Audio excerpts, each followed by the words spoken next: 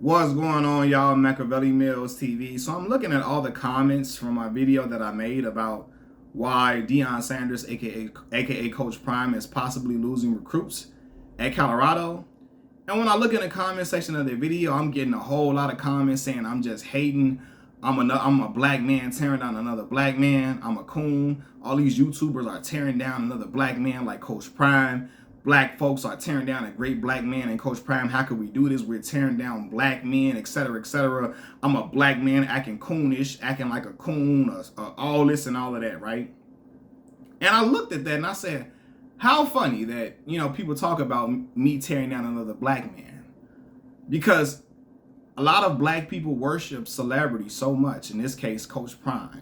They worship and admire him and revere him and uphold him to the heavens so much they were willing to trash black institutions who are responsible for educating not only our grandmothers and grandfathers, but ancestors before them. They educated our mothers, fathers, uncles, great aunts, aunts, or whatever you want to call it, or however you want to say it, rather.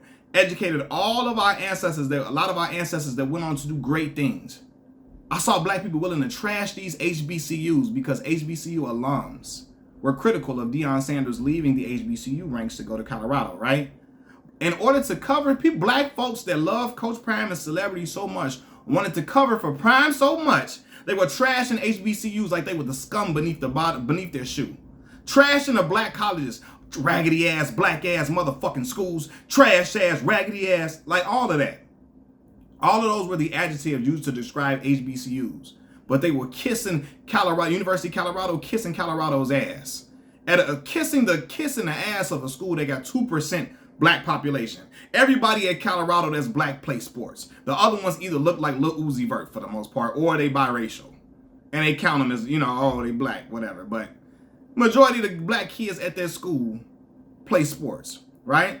You have black people denigrating HBCUs, trashing them. I'm talking about every word, trashy, trash ass, dirty, dusty, all of that. They were associating these words with our historically black colleges that produce some great, outstanding black people in this world in order to cover for one black man. But you're going to down a whole all these black institutions. That's really coonish to me. That's coonish, right? And I'll see it all the time. At HBCU, the whole bathroom could be broke at a PWI, right?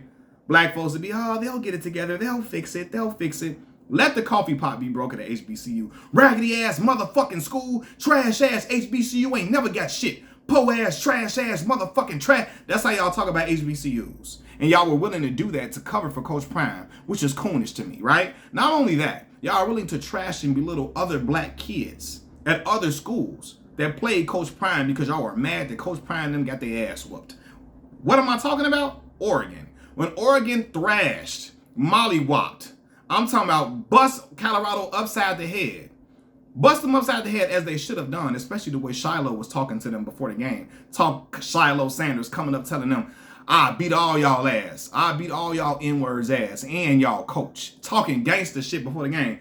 Bust Shiloh and them ass, right? After the game, you saw kids holding up their watches and all of that, acting like doing a shadur on him, right? Holding up the watches. I saw black people upset that Colorado lost, calling other black kids dirty ass, po ass, bum ass dudes, bum ass N-words, talking about dudes that play young black men playing in Oregon, calling them all type of bum ass N-words, dirty ass, dusty ass N-words, because they were mad that Coach Prime and them kids got their ass whooped. You're denigrating other black kids. You denigrating black folks' kids because you mad because Coach Prime and them lost. That's coon shit to me. You hear me? Denigrating other black babies because y'all favorite babies, y'all favorite boys got their ass whooped as they should have for the way they be talking and carrying themselves, right? Let's be for real. So y'all talking about me belittling a black man? Y'all belittling other black people's kids to cover for this black man's kids. Fuck out of here, bro. We not doing that. Especially the way Prime kids act like they God's gift to the world. And I'm not saying his kids should be acting like Derrick Rose or David Robinson or Tim Duncan. But the way they was carrying it was extra. And I told y'all that before the season. And when I said it when they were hot and when they were winning. When you had Shadur, all in a post-game press conference doing all this shit. Just Stan Barrett flashing his watch and Stan Barrett face and his grill all in Stan Barrett face while he talking to him. Another black man that's been at ESPN putting in groundwork for years.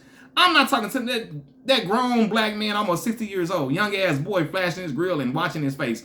And I mean, they weren't face to face, but they were on camera. No, get out of here. And I criticize that in the way Shador was carrying it. And you had black folks calling me a corny ass cornball dude, a lame ass dude. Now we see who lame now. Shador and them got their motherfucking ass whooped. Okay? Cause I'm done being nice now. Cause now y'all wanna, I'm gonna say the real shit. Okay? Shador is a great quarterback. Great. But the team was getting mollywopped. All that talking, when you carry it like that, you better be able to win. And see, y'all let Coach Prime piss on y'all and tell y'all it's raining. What do I mean by that? Coach Prime will sit out like when people was calling him the best team in the country. He got the 60 Minutes interview. They asked him who the best coach around. You look, do I need a mirror? And I understand sometimes people should say things for confidence, right? But no. He go out there playing into the narrative that they the best team, like they the best team smoking, like they can go and get to a bowl game, like they can lead the charge. And do you believe? Do you believe? Do you believe, huh? Saying all that to the reporter. Do you believe? You believe? Doing all of that. And then fall after they start losing. Now he's trying to backtrack, walk it back. Well, I knew what this team was capable of. You know, I knew what we had. Y'all the ones that put that. No. You was playing into that shit all season. Now that your team lost 6 games in a row, now you're trying to walk it back and dial it back some. Don't do that. We saw you was playing into it the whole way through. Playing into it on the Well Off Media YouTube page, which is a great channel, I might add. Deion Sanders Jr. runs a great channel. He got a great thing going over there, right? But don't act like you wasn't playing into y'all being this team that was going to go all the way or go to a bowl game. Because I don't care. Because after the season, they asked him, was the season a success? And he started talking about revenue and ticket sales. Yes, they were more relevant. Yes, they got TV time. Yes, they were selling out games. Yes, they made a whole lot of money. But at the end of the day, when you calling yourself the best coach in college football and all of that, you're supposed to win games, brother. The object of college football, not just to make money, it's to win, okay? People want to be associated with being winners, okay? That's the goal. What didn't we do? You didn't win, bro. Anybody else that lost 6 games in a row not being Sports Illustrated Sports Person of the Year. Let's be for real. Now, I don't care how much revenue you generate. You lose 6 games in a row. You lose a game where you were winning. You were up 29-0 and you lose that game. You lose that game where you were up 29-0 at the half. Come on, dog. You get bust by, was that Washington State they played? Who was that? Was that Washington State they played? They got bust like that? Losing wide by wide margins at times. Some games were close, but you lose 6 games in a row. Who else is getting away with saying the season is a success? Y'all, that's the only coach y'all letting that shit ride with. That's the only coach y'all letting it ride when they say stuff like that. No, it's not. I don't care how many tickets you sold out. I don't give a fuck how many rappers was at the game. I don't give a fuck Lil Wayne and walking out. Listen, that's cool and all, but you lost 6 games in a row. Which is he won 4 games this year. Which I don't know if y'all know this, but outside of that 1-11 season last year, Colorado was at least winning 5 games every year. They get Coach Prime.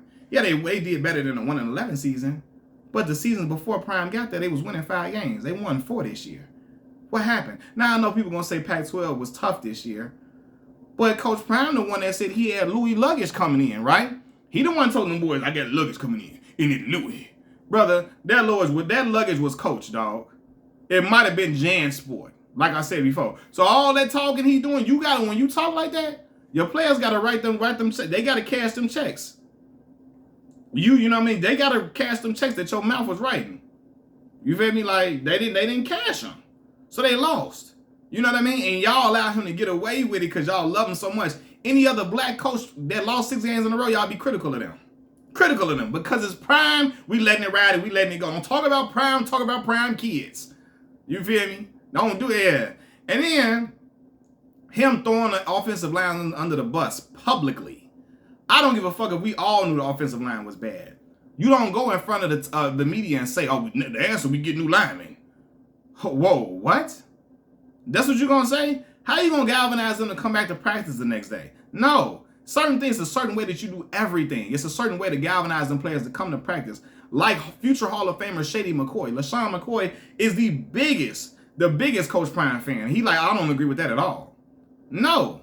But see, Coach Prime don't want to be associated with anything that's not winning, so he deflected the loss to his offensive line, talking about how he need to get new offensive linemen. How you expect them boys to want to block for your kid, your son, and then want to keep playing for y'all when you basically saying that their job is gone? That's terrible to me, right? But to try to put the loss on them when the defense that his son Shiloh and his adoptive son Travis Hunter is a part of was giving up so many fucking yardage, giving up so many points, so much yardage is ridiculous. They eating on, and I love Travis. He's a better wide receiver than the corner. He has great ball anticipation skills, but he was getting ate on out there and abused by Stanford and Washington State as well, right? And then not only that, you call yourself a great coach.